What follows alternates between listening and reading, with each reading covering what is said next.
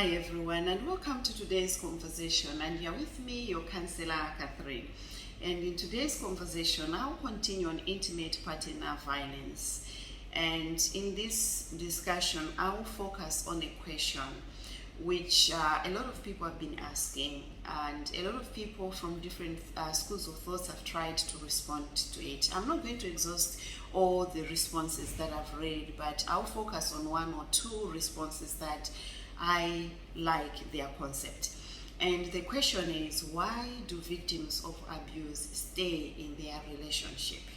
Why do victims of abuse stay? Or why don't they just go and pack their bags and leave? Now, when you look at this question on the surface, it's simple because we can judge. We can say they are stupid. How do they let someone beat them to the point of death, go to hospital, and they come back to the same person? We can call them stupid and so many things that we can judge and talk about them. If you have never gone through abuse, it's quite so easy to respond to that question. However, the question is quite complex because the victims of abuse go through so many issues and through so many emotional distress and so many other factors that they contribute. The first reason that I'm going to talk why they stay in the relationship is that their way of thinking is distorted. A lot of people who are victims of abuse, they don't have self-esteem, they don't have self-worth, and a lot of them, they don't think rationally the way someone who is not in an abusive relationship could think of. So it's their mind has been distorted. And remember, abuse controls you. Abuse removes the power, the sense of you being a human, removes the dignity of you. And for them to just wake up and say, I'm leaving, it requires, I don't know whether I should say a miracle, or it requires a lot of maybe effort from people that have surrounded them.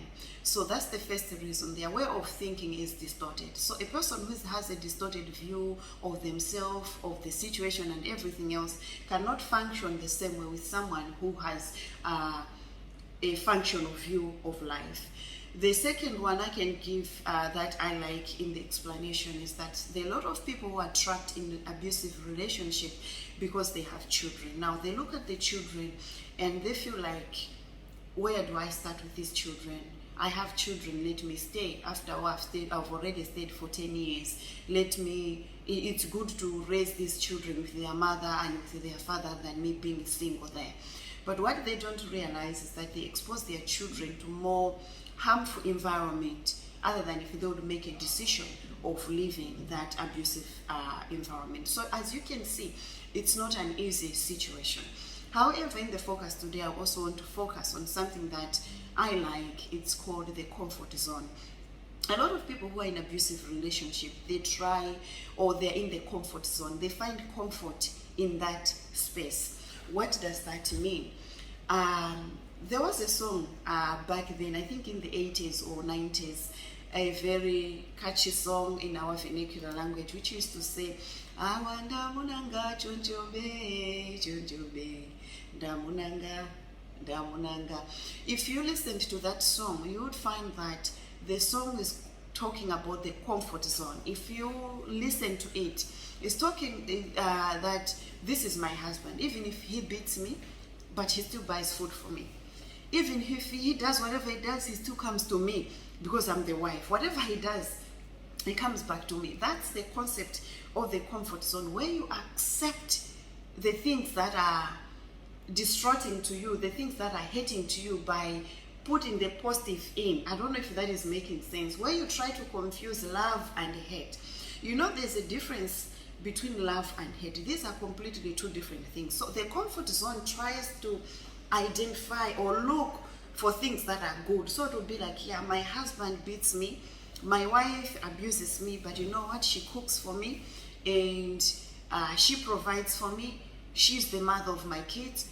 He is the father, and I have a roof. After all, I have the house. This is our house. That's what the comfort zone does. There's another proverb in our vernacular language which says, Padagafunda padajiwitsagalu. If you listen to that Mwambi, it clearly says the concept of the comfort zone, where the dog feels like, okay, it's warm here, but what the dog didn't realize is that there is fire, which in turn will end up burning the dog. So that's the concept of the comfort zone. While they remain in that comfort zone, they are being eaten. In the end, they die in the comfort zone. And we look at them, we'll be like, oh yeah, you know, she was married, or he was married, he was this, he was that. Now, to leave the comfort zone is not as easy as it may sound. It requires an effort. And this is where you and I come in. We need to help those victims of intimate partner violence to identify their fears. Why are they scared? What are they scared of if they leave this relationship? There are people who are very, maybe I would say rich, but they know they go through abuse. But because they look at all this, whatever they have, and they feel like, I cannot go back to where I was before I got married. I cannot start all over again. What will people be thinking of me? People are scared of the society. What will people be thinking of me? Now, you and I, it's our job to help the people who are in this kind of situation, in this kind of comfort zone, to help them identify their fears. You realize maybe they're scared of starting all over again.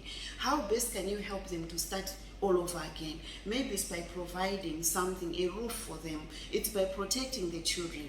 The fact is, there are so many people who are still in abusive relationship, and there are so many children who have remained stuck with their parent, whether a mother or father, because they want to keep their relationship for the sake of the children. As I've said, sometimes we don't realize that we are even exposing these children to more.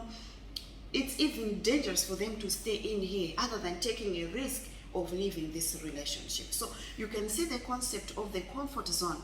As much as it sounds so good about it, that there are so many things about it, but believe it or not, there are people who are stuck in comfort zone because they look, you know, nafabuluine.